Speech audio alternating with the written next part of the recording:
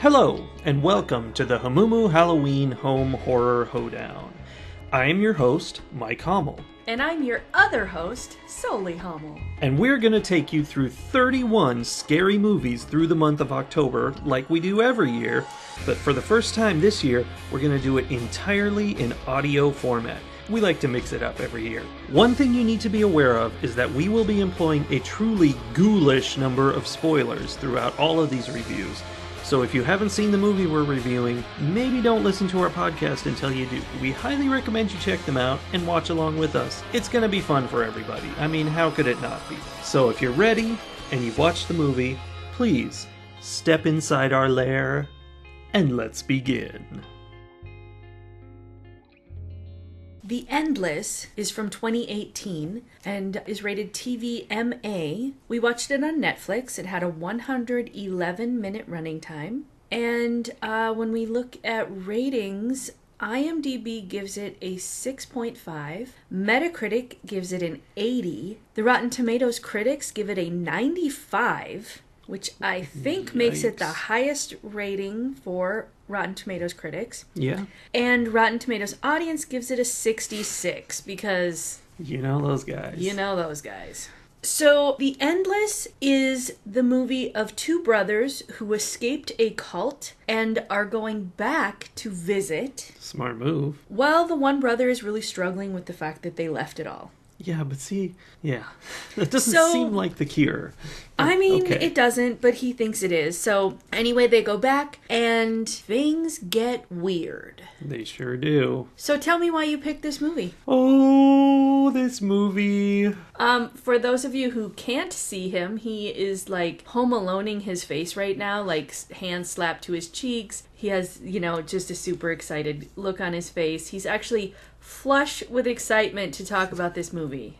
Why aren't you letting me talk about it? Go. This movie, my friends, was one that I saw on Netflix. I saw it there and I was like, that looks interesting. Whatever. I put it in our list of potential movies to watch at that point, but not a big deal. Then later I was on the interwebs in multiple different places. I kept seeing people say, ooh, you should see The Endless. And I forget how they said it, but they referenced it as Groundhog's Day meets something else meets an occurrence at Owl Creek Bridge. And so it was like, I must see this. This is for me. It was all the things you like. It's time loops. What's happening? So I was kind of spoiled, honestly, just by that simple statement. But I was not spoiled for the big surprise to come, which... It blew your mind. It did. It did blow my mind. And you tried to keep it secret from me, but I, even with my terrible, terrible memory, was triggered and was like, hey, this reminds me of... So, at this point, we've told you this is a spoiler cast, so we're going to talk about it. Definitely go back and watch this movie before you listen to this. Don't spoil this movie. Even those of you who are listening, having told me that you don't even like horror movies and you're just listening because you're our friends and you feel sorry for us because we have nobody listening to our podcast, go watch this movie. Wait, though, before you go, hang on for a second. Are we going to tell them the other thing they should do first? Yes. I mean, if they haven't watched it yet. Go watch this movie. But before you watch this movie, watch another movie called... Resolution, which is an amazing movie. 5 stars. I gave it several years ago. It's by the same guys. Yep. And you definitely want to go watch both of those movies. Go do it real quick.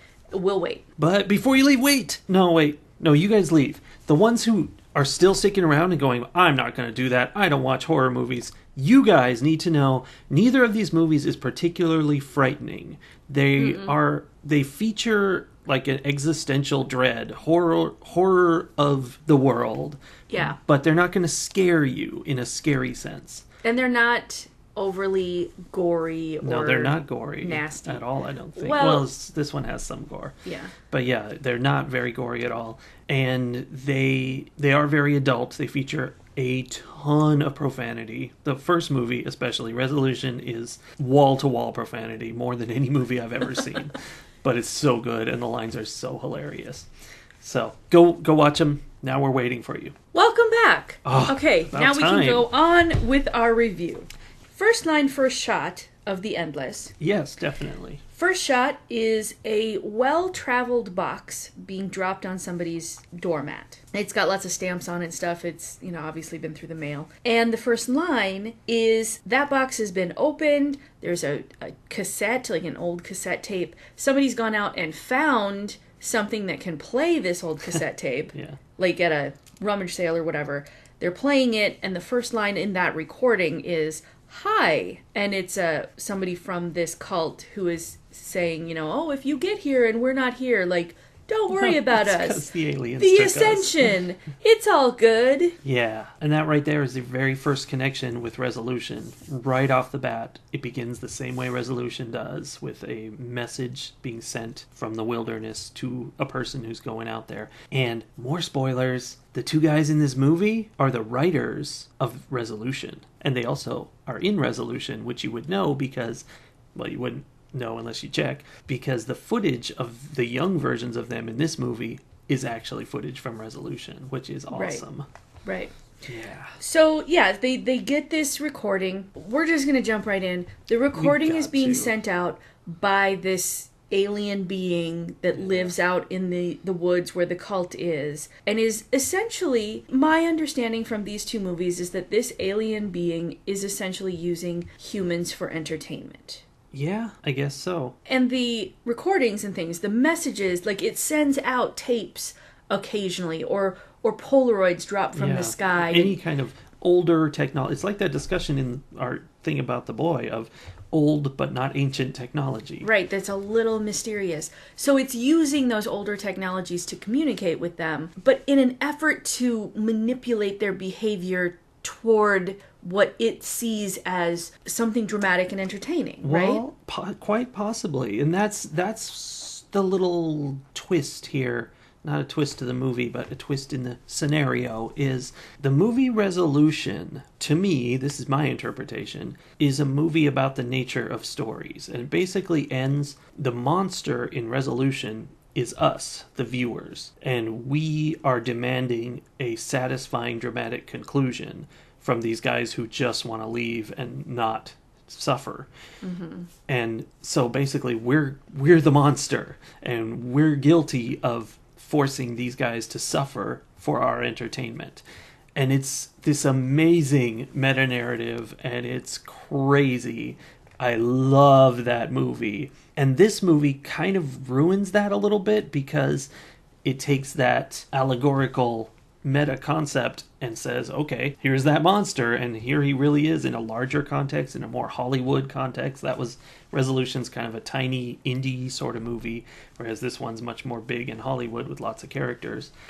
And I don't know, it makes it sci-fi. Is it really so much ruining that, though? No, can't we not. Still be like, we are the monsters? Maybe, but this is what I thought was cool about it, even though it takes that thing and does something else with it, is that this movie is basically a sequel, even though I have to say the director has specifically said it's not a sequel, it's something in the same universe. But, it's supposed to be the same monster and such, but it's telling a completely different story. Like, all the real elements, all the elements of the world of the story are the same thing, but what we get out of it now is different, I think. And I was up at 5:30 this morning thinking about this for a long time.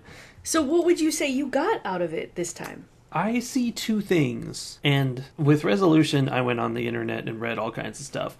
I maybe should do that again, because smarter people than me know stuff. But this is what I was seeing was, one, it definitely talks about sibling relationships, obviously. Very much so. Even at the very beginning, before the first shot, there's quotes. Forget who that one quote is from, but it says something about how, siblings wait until a really appropriate time to express their feelings for one another, like the deathbed. It's like making a point of saying siblings have this deep connection and often struggle to express it. Yeah, and that happened throughout the movie. But the bigger metaphysical kind of thing is this idea of the time loops.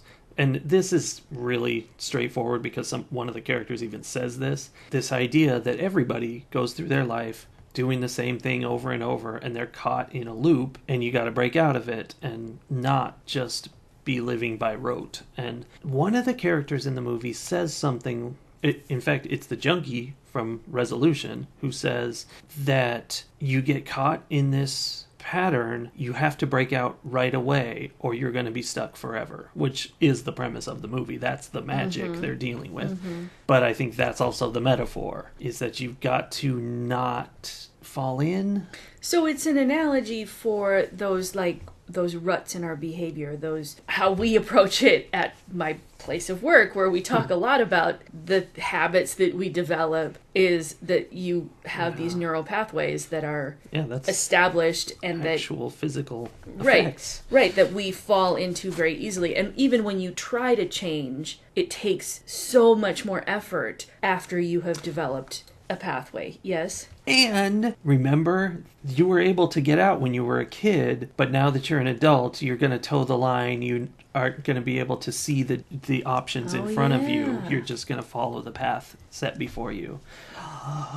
That is amazing. Yep, I think you found it. That's what they were doing, and they were talking about it. I like, too, that all the time loops had different time frames to them. Yes, like there was awful. Yeah, there was the one guy who was just like stuck in like a 4 or 5 second loop where he just kept dying over and over and over again, because one of the premises is that the monster would reset your time loop, and if you didn't die of your own volition by a certain point, then the monster caused you to die. And apparently it's not good. No, several of the characters were like, I would much rather do it myself than go, let him do it. And some of that was a control thing, but also I think it was not a kind death. Now, so the cult itself. Yeah. So they were in the longest time loop. Their time loop was 10 years. Do we know that? I was wondering about that. I feel like we do know that. Because here's a question, though. I'm not sure that it was, because they were all still young, and that was at the end of their time loop. Like, they weren't any older than they were when those guys left 10 years ago. So I think those guys left at the end of the time loop the first time. So they were rescued from a car fire. Oh, that makes sense, yeah. Probably when they were fairly young, and they spent something less than 10 years growing up in this cult, and the older brother got to this point of challenging what he had been told right as the time loop was getting ready to restart. Yeah. Because he was convinced that there was going to be a mass suicide. And so he got his brother out, they left, and then they come back, and the brothers have aged 10 years and the people in the cult have not. Yeah. And there are definitely a lot of clues about the time loops. Yeah. But they left far enough away from the end that they didn't know, he didn't know about the one woman who was there looking for her husband. Yeah. She obviously came in later. Yeah. And another connection. Oh, it's all tied together. Her husband was Mike, who was Resolution. Yes, who was the buddy who showed up to help his meth head friend, and she's like, he just disappeared in the woods. Well, he got stuck in a time loop. She went looking for him and got stuck in a different time loop. Yeah. And neither one of them knew how long they had been there, and I desperately wanted to see their kid, because they both mentioned their kid who they had left behind. Yeah, left with their parents. And I desperately wanted to see their kid and see how old he was, because he was probably 10 years older than they thought he was. Yeah. So there's just so many things. It's crazy. So we were talking about the cult and their 10-year time loop. Mm-hmm. So they died at the end in a very strange way. Right, they were just charred to ashes. Do you think that was the alien or the monster did that to them, or it seems like it? Because I don't know how they could have done that to themselves. Yeah, and that kind of, so maybe that's their weird belief. The ascension is we have to let him take us. Right, because everybody else knows that's bad. Right. They went around the fire pit and were like it was all very ritualistic. Like they were in a circle and they all, had their fancy last meal. But the guy who was in charge, and I don't remember what his name was. Now, he wasn't in charge. He was very clear about that.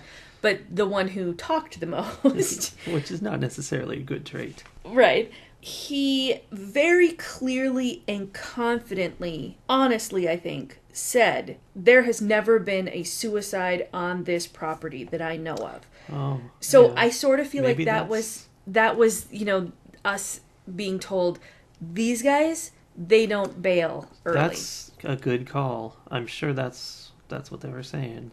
Yeah. Huh. Which everybody else is like, yeah, this is how we're going to do it. We're going to get out of here so it's not as horrible as it could be. And I wonder if that's a construct of how long their time loops are. I mean, if you have to die every 4 seconds, that might be a little more traumatic than if you die every 10 years. I don't know. I can't imagine the 4-second guy. Like, that's not a survivable existence, even though you can't stop. Pretty miserable. Yeah. It was pretty sad. I was fascinated by how the characters were retaining their memories through the loops. Yeah, but then there was a weird thing. The guys from Resolution, we saw them start their loop over, and they were acting like it was all new to them. They were like, hey, it's me. Nice to see you. I don't think that made sense. It was weird. It did seem to fly in the face of everything else that we had seen from the cult people who kept talking, kept referencing, the 1,000,000 hours it takes to become a master at something. And they're like, well, if you live to be 115, not a problem. Or if you go through this loop often enough, right? Yeah. And they all had their thing that they were a master of. They all had a hobby. It was a cult full of hobbyists. Right. They all had something that they had learned how to do really, really well. And the 4-second time loop guy, when he saw that, I don't remember if it was Justin or Aaron who was there looking in the window at him, but he eventually saw that somebody was watching him and tried to warn him away, but it took several loops for him to be able to do it. And he right away was totally aware. Yeah. So that's weird. Seems like a mistake even. Because, they referenced... I don't know why they did it.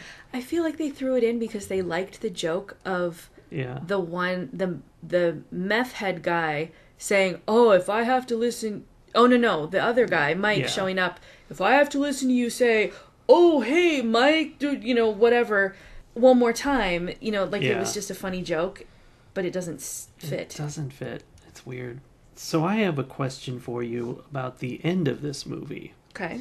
In the end, they zoomed the car out through the barrier, apparently just in the nick of time, or not, and that's... I saw somebody else say, oh, it seems like these guys are stuck in a big 10-year time loop, where they leave and come back every 10 years. That doesn't make a lot of sense because it's not localized. But also, it got weird after they left. We saw the birds circling out there, and I don't know. It almost seemed like they were driving the wrong way. And the brothers said, the gas tank is always empty, which could have just been a thing, but it could have also meant something. Like, every time it's empty. Were they free, or were they in their own larger loop? That's an interesting question. I felt like they were free. Like, I saw the birds, and when I saw the birds, it looked to me, I was relieved for them, because I'm like, within the time loops, the birds all flew in these very specific circles. Mm-hmm. Circles were like a shape that was all over in this. They just kept flying in the circles. And in this case, at the end, it was, a big flock of birds, like how starlings do, where they all, swoop around and they're all going in the same direction and everything. But then they flew off screen. Like it was, they were swirly, but they weren't circling. And then the interaction about the gas tank felt more to me like, because the younger brother was like, I want to stay in this cult. And he was mostly doing it because it was something that it was a decision that he could make. And as soon as the older brother was like, fine, do what you want, and I'll stay with you because obviously I can't leave you here. And like immediately he's like, oh wait, I get to make the decision? Well then let's get out of here. Like that's all I wanted. So it felt like a continuation of that where the older brother was trying to control the situation like, the gas tank is on empty, like let me fix this for you.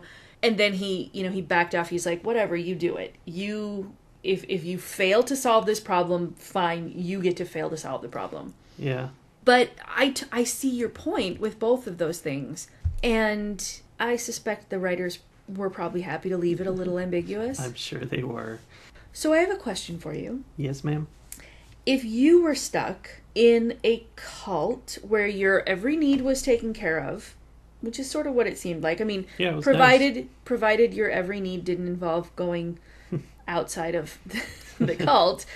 If you were in this cult that was looping every 10 years, what hobby would you choose to become a master of? And they went from everything from like magic to painting to charcoal drawings to cooking, I think, making clothing.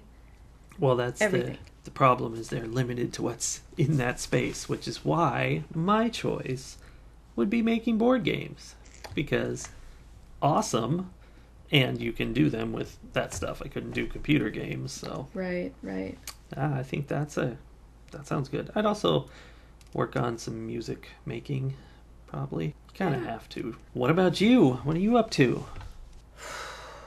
I don't know. I thought about this last night, actually, when I wrote the question down. Yeah. And the only hobby... I've dabbled in a lot of different things throughout my life. The only hobby I've really stuck with for any period of time has been needlework. Oh, I thought you were going to say writing.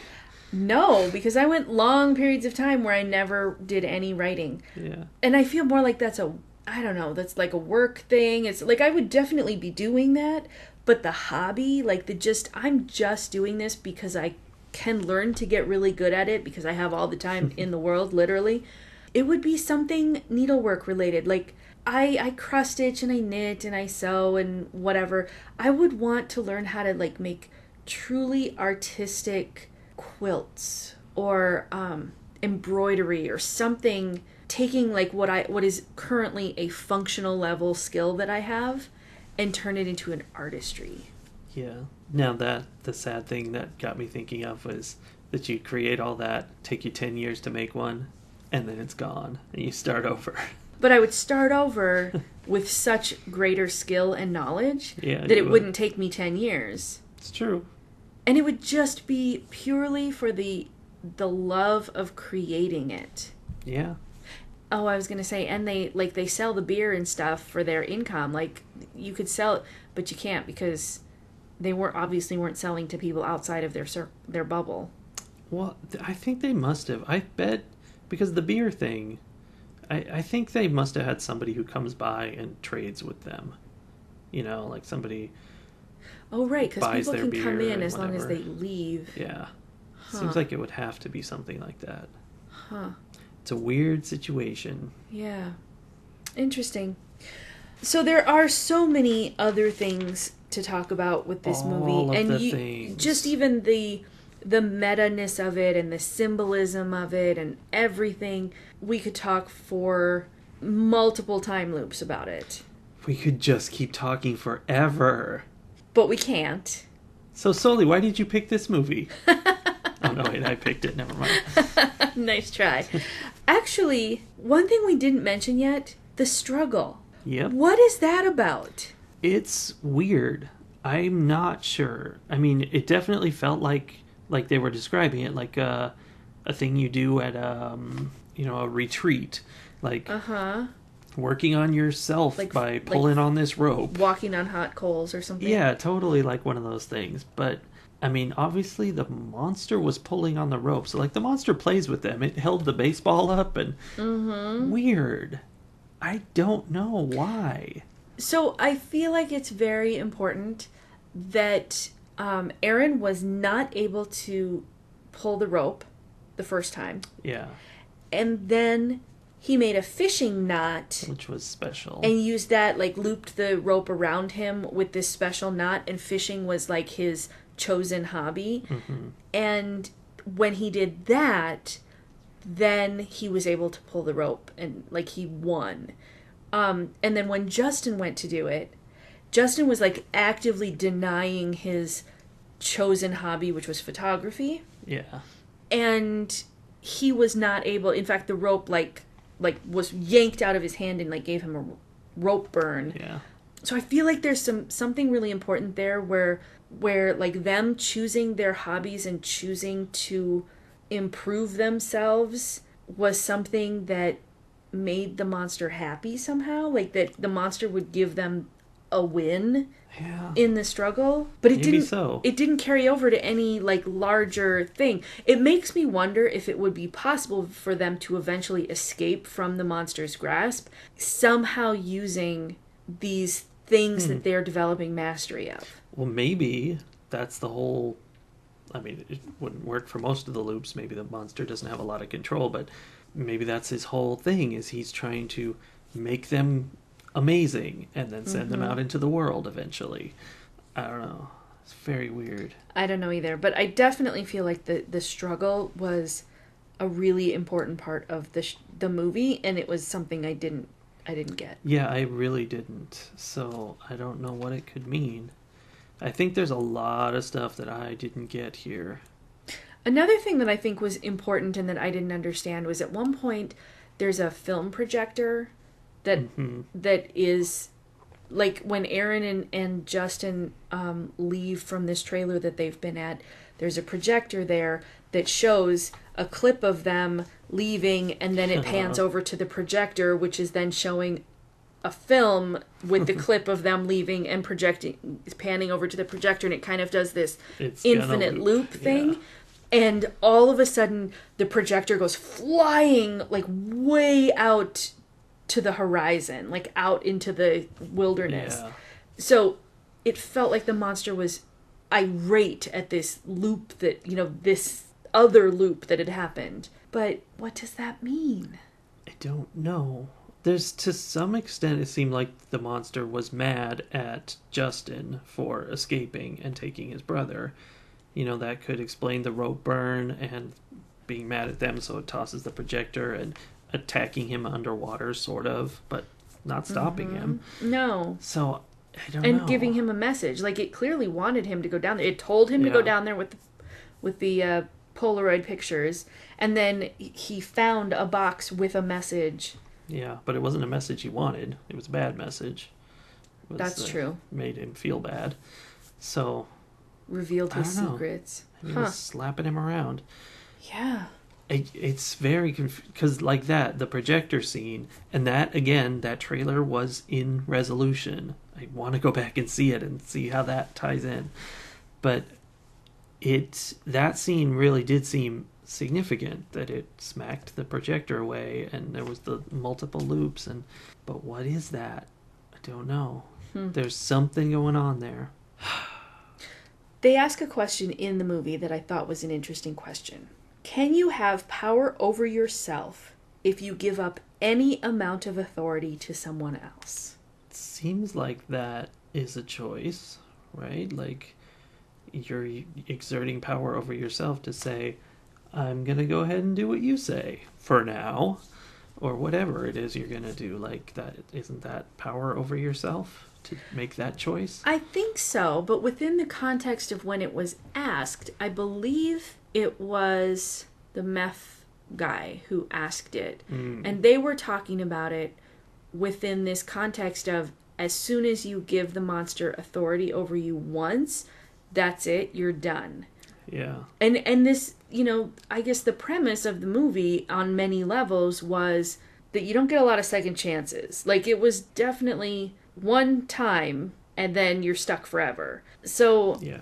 I don't know. Because I tend to agree with you. Like, that's interesting. It's not an all or nothing thing, but it also seems like, it's a slippery slope, maybe? Yeah. Which it certainly could be. You're losing yourself. Well, even outside, like the cult was sort of like, forget time loops. When you're in a cult, you're letting other people make decisions for you.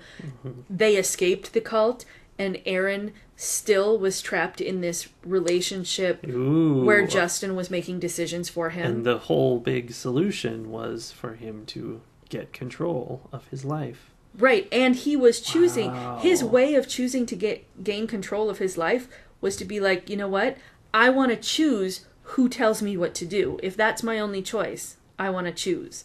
Which is why he was choosing to go back to the cult, and even after he knew it was a time loop, he was going to choose to stay in the time loop. Yeah. But I think purely for the fact that it was a choice he made. Whoa. Which he probably would have come to regret once he was stuck there. Oh, so this is a free will thing. This is deep. Uh-huh. Ratings. My rating for The Endless is, without hesitation, a 5. Woo! I'm half tempted to use the 5+, but I don't feel like I've given enough 5s this year to warrant the need of a 5+. This is most definitely a 5, though. Everything about it worked for me. The story in particular, it's a complex story. It with, really is. Anytime you've got time manipulation happening, that's some of the worst movies involve time travel and stuff, because it's so easy to get it wrong and to make it obviously broken. This didn't have a whole lot of that. We found a couple things, but not a whole lot. And I love the complexity done well. And then to find out at one point where he's walking up onto the house and I'm like, hey, remember that movie where the whole thing took place in this house? And you started to laugh. Like, that was the kicker right there. That's the plus right there. That is such a plus. I'm giving it a 5+. Really? I am. I'm giving it a 5+. Oh, no. It would have been a 5 all by itself, and then when it was like, oh, hey, nudge, nudge, remember this other movie we made? It's even more awesome now. That's the plus. And we didn't even hint about it. This is not Resolution 2 Electric Boogaloo. No. Nope. We're just going to make a movie, and we're going to surprise you with it. Yep. Wow. 5+. What's your rating? Okay. 5+ volcano sticks out of 5. This is something, I was going to say 5, but since you 5+'d it, I'm going with the 5+. Yeah. It is, I could tell what was happening way early on before there were clues. Well, there were clues like in the very first scene, which I didn't catch. But from the look and the sound, there was this sound in the background and the look of everything and the way it was lit. Like, the whole time I wanted to say, like, this is almost hazy. The whole movie is like hazy, like old film reel footage of your family from the 70s, you know? And that's the look of Resolution. And I'm like, this is just like it. And then I started to realize more and more, and I'm like, oh, that's the monster. It's the same monster. So exciting. Yeah. And yeah, then I had to look it up, and then when you saw that, I had to pause it, and we had to have a whole chat. This kind of movie is my kind of movie. This isn't exactly this, but the concept is a movie with almost no action, nothing but philosophical discussion, few characters in an enclosed space. All they do is talk about something philosophical, and then it gets weird and nothing makes sense. That's a movie for me. There was a point after you had looked something up and gone, oh, and then like, oh, I have a secret I'm going to tell you later. Yeah. There was a point where I'm like, oh, we're going to find out that this movie is based on some Clive Barker book or something. Because, and I say that, I don't know how people are going to interpret that, because I think anybody who knows who Clive Barker is will be like, ooh, that sounds amazing. No, Clive Barker is amazing. Nightmarish in how bizarre and convoluted his stories get. And like, I don't use his name as necessarily a compliment. I do. I know you do. But it edged into that. And like, as I'm listening to you describe all of these things, I'm like, you're describing what sounds to me like a horrifically boring movie. No, it's so amazing. But it is amazing. They did it so, so well. Yeah. And they explained the philosophical stuff well enough that I could keep up and feel smart watching this movie, and not like that's what I like, for sure. Because there are definitely lots and lots of really smart philosophical movies out there that leave me going, well, that was dumb, because I feel stupid and because I know I don't understand it. Rotten Tomatoes audience. Exactly. Yeah, amazing. All right, that's that. I'm outie.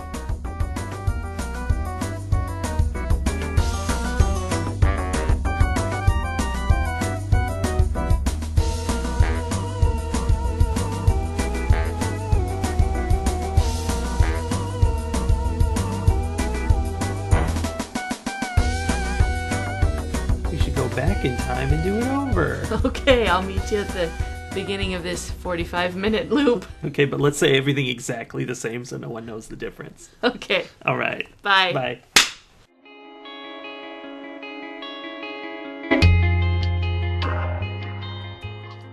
Hello, and welcome to the Hamumu Halloween Home Horror Hoedown. I'm... just kidding.